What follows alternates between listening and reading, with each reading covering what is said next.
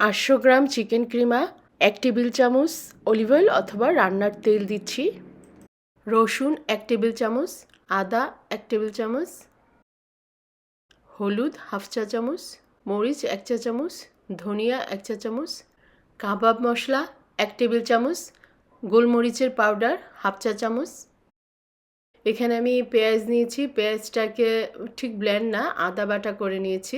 আর কাঁচামরিচটাকেও same thing, আদা বাটা। আর 2টা ব্রেডকে Blender করেছি, এটা ব্রেড ক্রামের মতো হয়েছে। পেঁয়াজ এখানে 1 কাপ, কাঁচামরিচ 4-5টা, আর এখানে 2 পিস ব্রেডকে ব্লেন্ড করে নিয়েছি।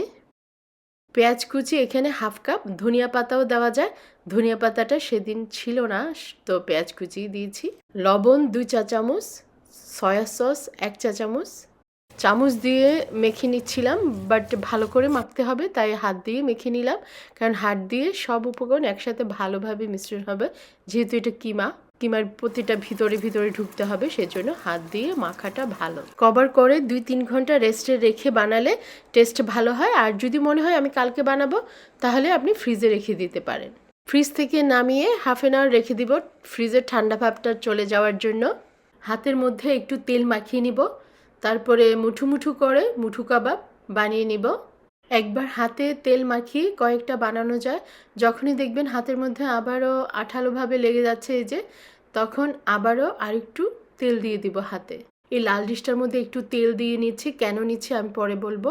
আর পাশে সাদা ডিশটারগুলো এখনই বানিয়ে নিব, এখানে তেল ব্রাশ করিনি। আর ইচ্ছে করলে আপনি কোনো প্লেটেও রাখা লাগে না, ডাইরেক্ট আপনি ফ্রাই প্যানে দিয়ে দিতে পারেন। আমি দেখাবো কিভাবে ডাইরেক্ট ফ্রাই প্যানে দেয়। আমি বাকি এই যে একটু রেখেছি, এটা ডাইরেক্ট ফ্রাই প্যানে দিয়ে দিব। ফ্রাই প্যানটা শুকিয়ে নিয়েছি, এখন আমি তেল দিয়ে দিব। বেশি তেল দিয়ে করব না, ডুবো তেলে ভাজি করব না, জাস্ট হালকা একটু তেল দিয়ে এগুলো ফ্রাই করে নিব। যখন তেলটা ভালো করে গরম হবে, তখন আমি দিয়ে দিব মুঠো কাবাবগুলো। চুলাটা থাকবে মিডিয়াম এবং লো হিটের মাঝামাঝি। কম তেলে ভাজি করব, তো তাই তেলটা চারদিকে লাগিয়ে নিচ্ছি।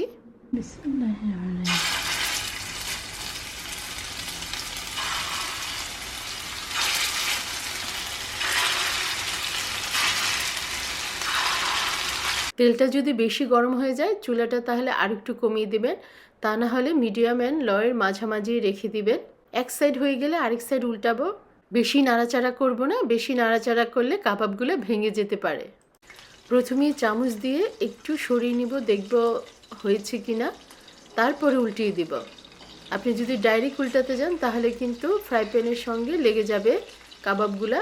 এই যে একটু একটু সরিয়ে নিব, তারপরে উল্টাবো।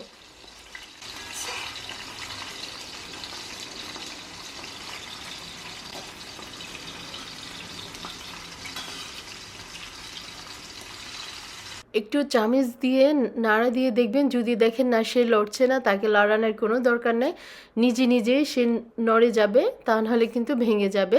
সো আমি যেই কাবাবটা একটু নড়বে, ওই কাবাবটাই উল্টিয়ে পাল্টিয়ে দিব। আবারও এই সাইডটা উল্টানো হয়ে গেল। উল্টানো হয়ে গেলে কিন্তু নামিয়ে ফেলবো না, অন্তত 15 মিনিট রাখবো আমি, উল্টিয়ে পাল্টিয়ে দিব এই সাইড ওই সাইড করে, সব সাইড যেন একটু ব্রাউন আকার ধারণ করে, ওভাবেই করে নিব। এটার আকারটা যেহেতু একটু গোল টাইপের, তাই সব দিকেই যেন ব্রাউন হয়, তাই আমি সব দিকেই উল্টিয়ে দিচ্ছিলাম। এভাবে করে আমি 15 মিনিটের মতো রাখবো। 15 মিনিট হয়ে গেলে মানে ভিতরেটা আর কাঁচা থাকার সম্ভাবনা থাকে না। এই কাবাবগুলো খাওয়ার জন্য আমি সিম্পল একটা সস বানাবো, আর কিভাবে কাবাবগুলো ফ্রোজেন করে রাখবো ওইটাও দেখাবো। 1 চা চামচ মেয়োনিজ আর হাফ চা চামচ এই কেচাপটা টক ঝাল মিষ্টি একটা টমেটো কেচাপ, অনেক মজা। এটা মিক্স করে এত মজার একটা সস হয়, আপনি একবার বানিয়ে দেখতে পারেন। এই যে টেক্সচারটা এরকম স্মুথ হবে, তার মানে সসটা হয়ে গেছে।